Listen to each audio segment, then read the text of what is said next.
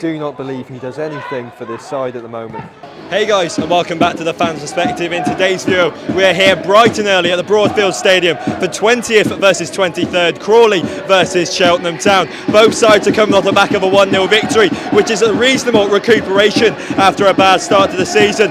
But two names really do stand out for me. I see that Crawley have got Scott Maloney in their team. He's had a great career, but hopefully he has an off day today. And for the first time since his Cheltenham return, Harry Pell is in a competitive squad for the Robins, so I'll be loving to see him get onto the pitch today. It's a reasonably strong squad. We seem to have the two up top again of Miller and Angle, but I'll get to the lineup very shortly. To get to Crawley today, it was a trip in the van with Tyler and Carl, but you cannot forget the essentials. We got Gary out, and the first thing he wanted to do was go to the pub. And what a pub it was, by the way. It had some pool tables, dartboards, and you can even see Tyler enjoying the fruities in the background. Everything you need for an away day pub. We got Gary to hold up the banner, and it was time to get to the ground. Where? You've seen them already worn up behind me, but the lineup is as follows. Your number one, Day, in between the sticks. A back three of Sherring, your captain Bennett and Wilcox. Two wing backs of Arkell, Jude, Boyd and Ethan Archer. With the two in the pivot, they work so well together. Kinsella and Young. Hutchison just got off the back of a goal from a free kick. An absolute peach of a free kick, may I add. And your two strikers being Angle and Miller. Miller isn't in the best of form. I think Angle had one of his best performances last time out, so hopefully he can show it. We know Pell's on the bench, a decent bench as well, with the likes of Power. And let's see who can make their mark in this bottom of the table clash.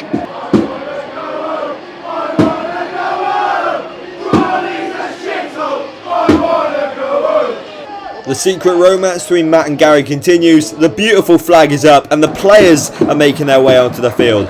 I'm ready, the fans in the stands are ready. Let's get to kick-off.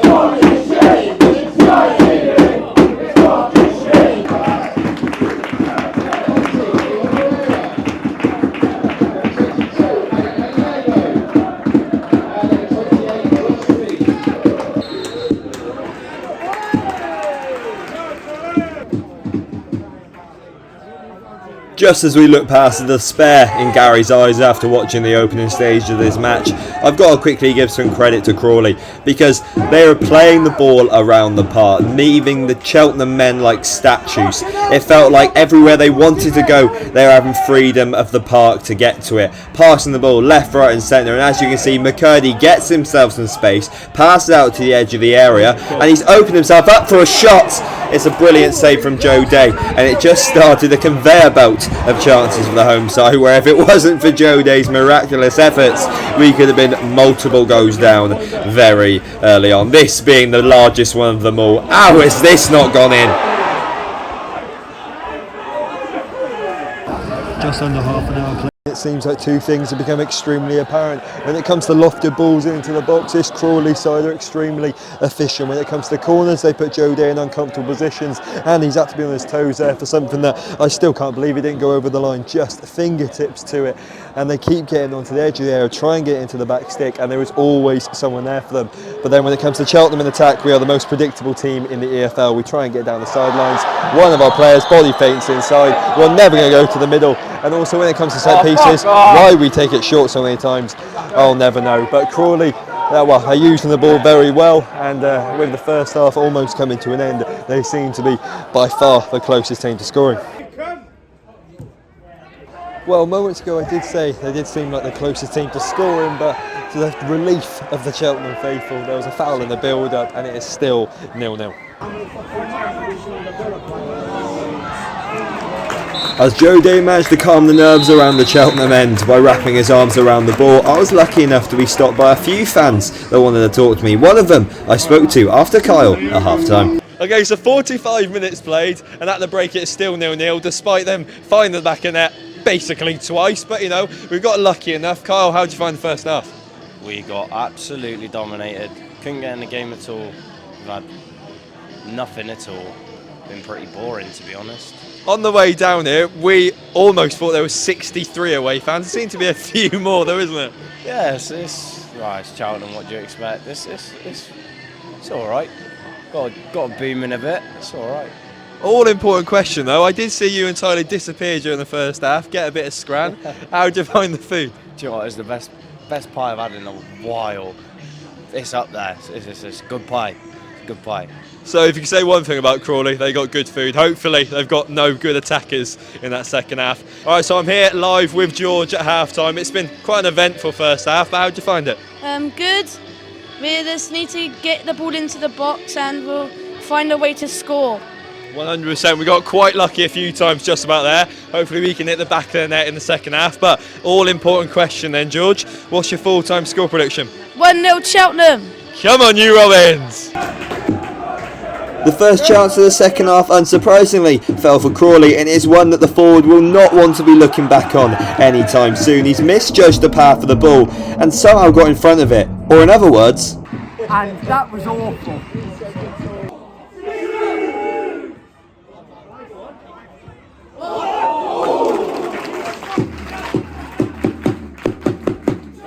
But I just want to give another shout out to George and Mum, because they're generally some of the nicest people that have ever come out to be the football. It's just a shame that Cheltenham couldn't get the job done today.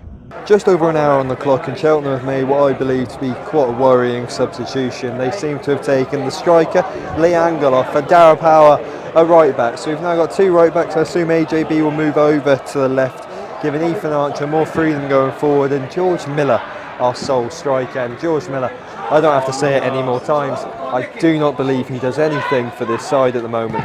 Yes, he did manage to get his goal against Salford, which did bust in a good spot. When you look back at the goal, any striker in the world scores that. I don't really have to say anything else.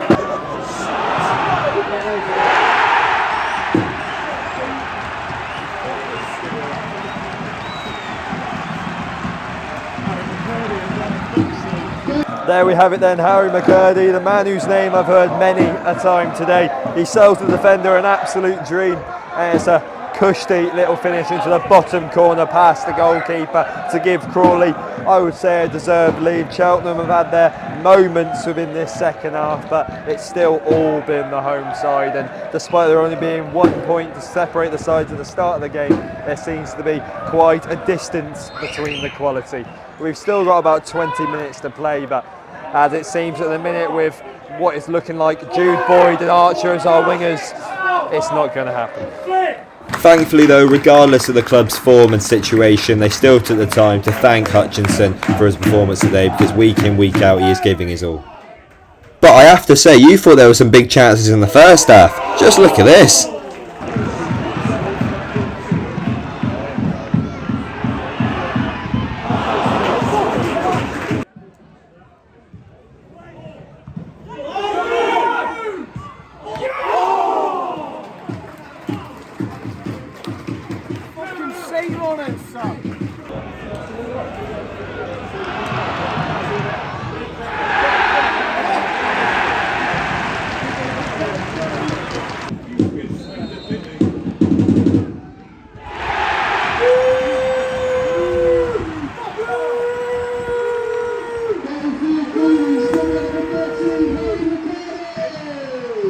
The Cheltenham manager decided to make a late tactical change, bring on two strikers new to the club, and funnily enough, with those extra two men up front, we were caught lacking defensively. A nice bit of skill from the winger. He gets caught by Freddie Wilcox in the box. It looked to me like he stood on his foot or swiped his back leg out. It resulted in a penalty, and Harry Mckirdy bags his second of the game. Bottom corner, keeper just couldn't get his hand to it. It's a lovely penalty, and the home fans understandably are going wild. It is 2-0, few minutes to go. The game is more than done. It's just a matter of finishing the 90.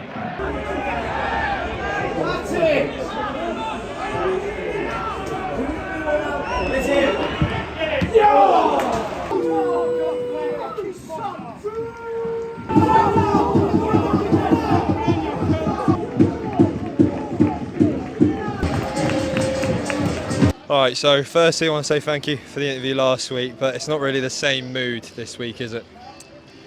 No, unfortunately it isn't. I disagree when people say we didn't perform today. I don't think the tactics were there at all, to be honest with you. I just feel like they're changing way too much. I've seen Jude Boyd play left back, right wing. I've seen about 5 different strikers on the pitch today. What would you say is our best formula? 2 up front, or maybe the 3?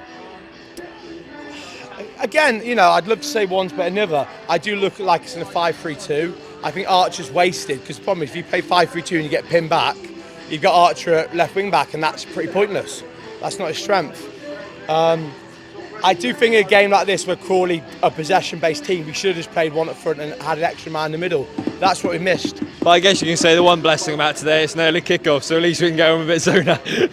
Get into the pub, yeah. But to just Cheltenham fans, keep your head up. At the end of the day, this season, I think we've just got to stay up. We've got to stay up. I'd take 20 seconds on goal difference, quite frankly. And then I think you've got to give Garlick the chance to restructure. I think it needs to happen sooner rather than later, but that's it. And let's see what happens. And then obviously full time, what is your thoughts, man? Bit disappointed, really. We lost that one against a hard team, really. Yeah, nothing much to say. We just need to keep going now and start winning again. But it's football at the end of the day, and we can't do nothing. They're a good team to beat, but we came here, probably, I don't know, didn't turn up. So next time we just got to keep going. It's an important thing to say, though, that there could have been many more goals today, shouldn't there? It could have been a few chances, but we just didn't use them. So we just got, like I said, keep going again. Like I said, we can't keep losing these games. That is it then, full time, Crawley 2, Cheltenham Town 0, and it's not the result he wanted, and the players have walked off to an orchestra of boos, which is completely understandable. It wasn't the greatest of performances in the first half. We could have conceded 2 in the second half. We did concede 2. We didn't really have the best of chances, but I will shout out to their goalkeeper. He made some cracking chances from some half volleys late on. But yeah, we move on to bigger and better things down the line in the future. Yes, we got a first win last week, but it wasn't the best of performances. We've got a lot to improve on and a lot to change in the higher ups. If you did like this sort of content, smash that like button, subscribe to the channel, hit that notification bell so you know when the video goes live. Drop a comment down below, I'll try and reply to every single one of them. And yeah, it's my second time at the stadium, not the best time either. I'll see you guys in the next one. See ya. And that was awful.